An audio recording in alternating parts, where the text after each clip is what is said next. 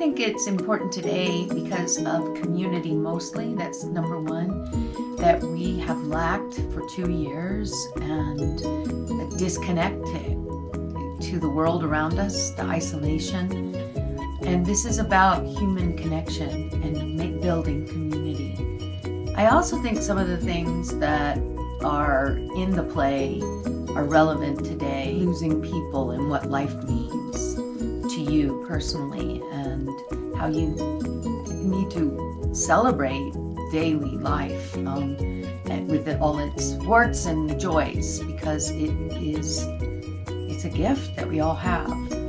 I think what makes our town important today is this very humane side of things that I feel like everybody goes through in life often. I know, like, as kids, we're like, I can't wait to be grown up. I know me now, looking back as my childhood, I'm like, I just wish that I could go back one day. And we kind of see that with Emily, and I think that's a very important message. A lot of our town is about how nothing lasts forever, both in a good way and a bad way. So, bad moments you've had will pass, but so will good. And time is limited. I think our town is a really, really great example of a work from a very long time ago that is still completely relevant, because it is talking about something very simple that we can all understand, which is love, life, and death. The fact that it really truly is a show about humanity. Think about it. The art of pantomiming something in and of itself is reminiscent of what Emily tells us, which is that we don't think about the smallest little actions that we do every single day. But think about it, what do you have to do for pantomime work? That's you have amazing. to think about all of those small little actions that you do every single day. I feel like in our world now, we take a lot of things for granted, and we don't really see the opportunities that are in front of us until we don't have them. Yeah, and I think it's definitely important to remember through the show to notice the simple things in life and to kind of appreciate them for what they are. Our town is timeless, and so everything that is discussed in the play still applies today and is even more important because of the pandemic that is happening.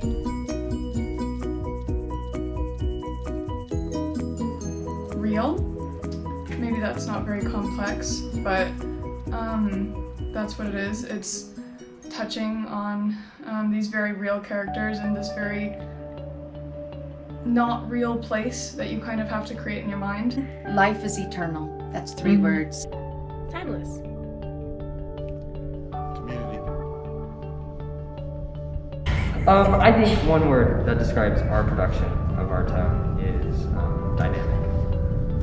Because I think often people think our town is a very boring or flat play. But I think we're finding very dynamic moments in it and really bringing it to life. So, dynamic. Insightful, I guess. There's a lot of lessons you could take away from it. Family.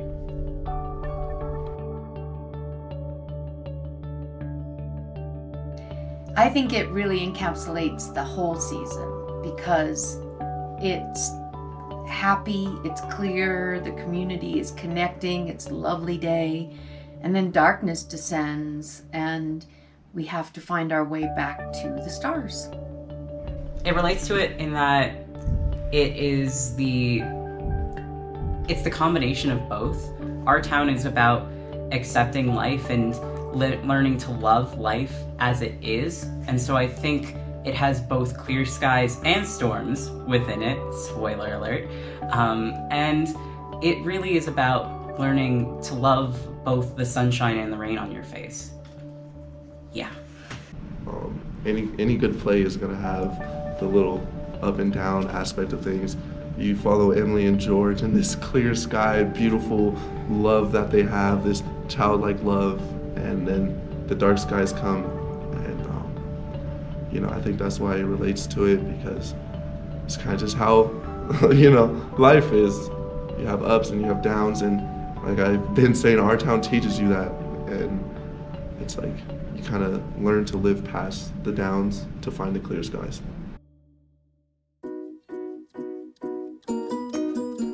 We're going for a very theater feel, but also realistic feel. So we're not incorporating too much color, but we're also not afraid to use it because it's a theater. You're gonna see color and stuff. And as much as it is a realistic show, it's still a show, and we aren't trying to hide any of the lights in that way.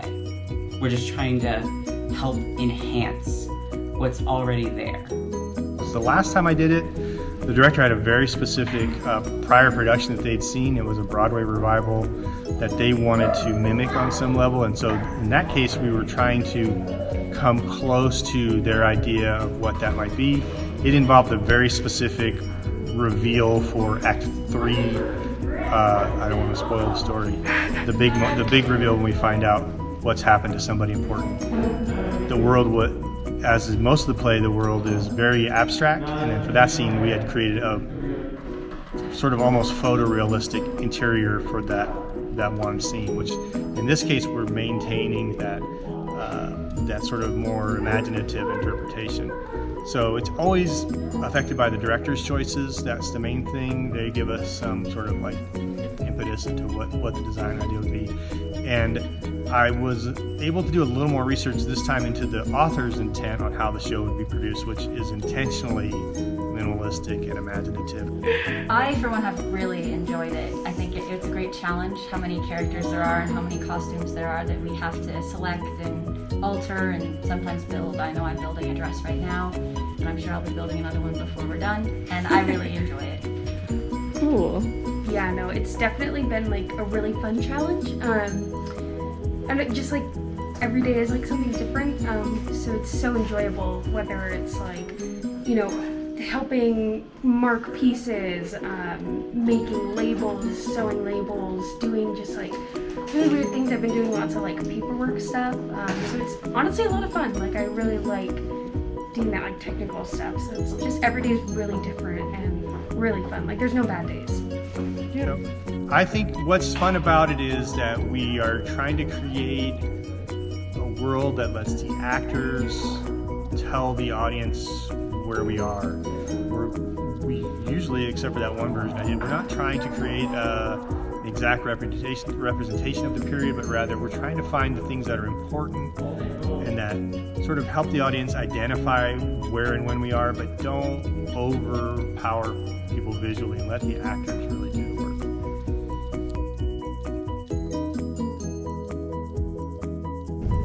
We're picking moments in here that I've seen on stage before that like were played in an entirely different way, and we're throwing it like a new twist on it, and like we're finding a lot of humor and life in it, which I think is really cool.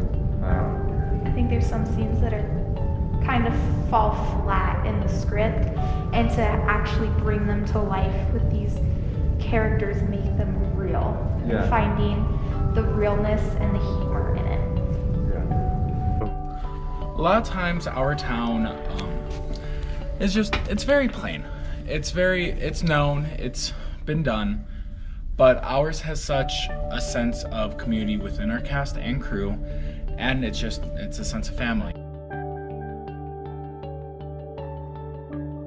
In my future, I really want to be a director, and so assisting Kathleen with this production has given me a lot of insight on different professors and different directors and different like techniques of how to get a play from, you know, a script onto the stage. It kind of feels like the pinnacle so far of what I've been working on here at the NAU Theater Department, especially with this character, and it's pretty difficult, at least for me, because a lot of it is I'm interacting with the audience, not other performers on stage, and so that's been a real challenge that's I've been working on.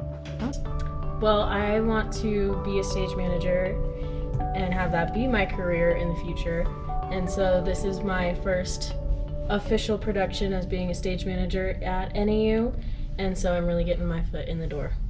It's been fun. It's been scary because like I'm just a 213, so like hopping right into it, it's a lot, but it's like it's very like reassuring. Like it's confidence building. Like need to be more confident in myself and like, no, I can do this, like trusting my abilities. And I think being like an assistant designer is helping me realize like, no, like we can do this. We just do it. And so it's been a challenge, but like with the work, it's just been fun. Yeah, I actually did a lot of similar work for The Tempest last semester, but I wasn't an official assistant designer, and so it's nice to have more of that responsibility than I had before and kind of more of that trust, which I appreciate. Lately, we've been spending a lot of time on Act 3, and I play, it's in the script as a woman of the dead, and you have to sit there and stare out at what's supposed to be the stars, and there's something very symbolic about being physically constrained and sitting there every night, being quiet and thinking about death. And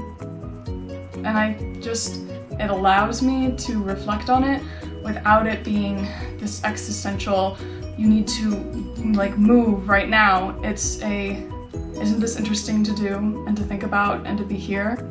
I am moved every time Emily returns to the grave and says, does any human being ever realize life while they live it? I try to remember that all the time, and then throughout the years I forget it, and then if I pick the play up or see the movie or now directing it, it comes back and I'm like, you gotta remember this more.